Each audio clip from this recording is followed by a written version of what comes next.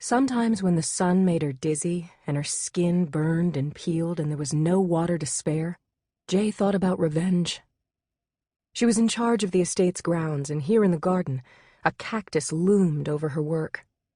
Decades old, it overshadowed everything but the fountain. Back when it still rained, the cactus had grown enormous red flowers. Now there was no rain. There were no flowers, but the spines still grew, some of them as long as Jay's hand and as thick as her finger. She tossed weeds into a sack so she could drag them out back, but she eyed the cactus for a long moment before turning away. She'd never be able to get her hands on a real weapon. But if she ever had a few minutes of freedom from the curse, she could do damage with one of those spines. Jay! Jay, there you are! Don't move! Jay's body went stone still at the unexpected order, which locked her in place where she knelt. She could only shift her gaze to look up. Lady Sherrod was already moving away from the window she'd yelled from, leaving the faded gold curtains swaying in her wake. So Jay waited, using the moment to catch her breath. As orders went, just waiting wasn't so bad. Not yet, anyway. Though if Lady Sherrod was looking for her, it was to give Jay yet another task.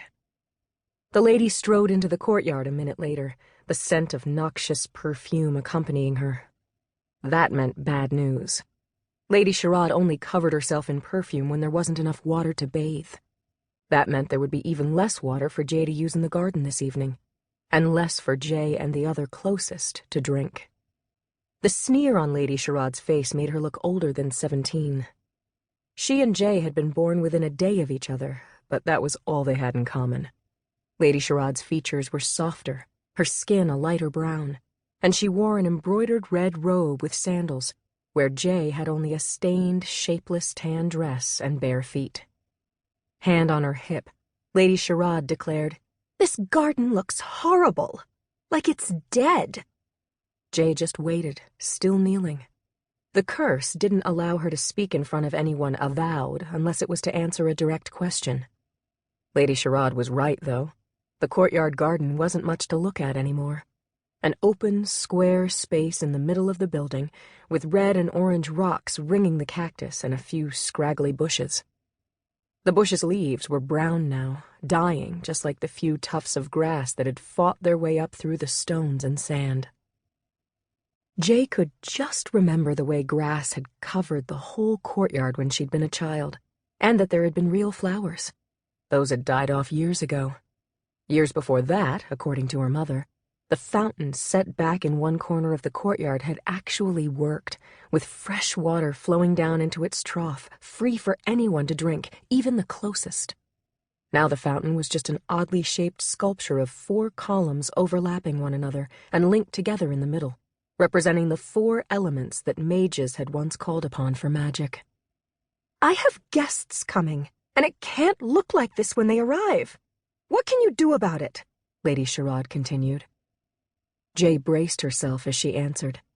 The curse forced all of the closest to tell the truth as well as they knew it, but the truth didn't always make Lady Sherrod happy. This certainly wouldn't. "Without more water, I can't do anything at all, lady." Lady Sherrod narrowed her eyes, an expression that was usually accompanied by a sharp slap.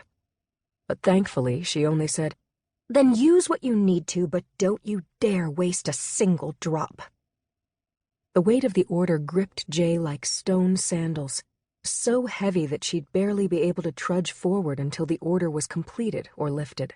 To keep listening to this audiobook, I've left you a link in the description so you can do it, at no cost thanks to Audible's 30-day free trial.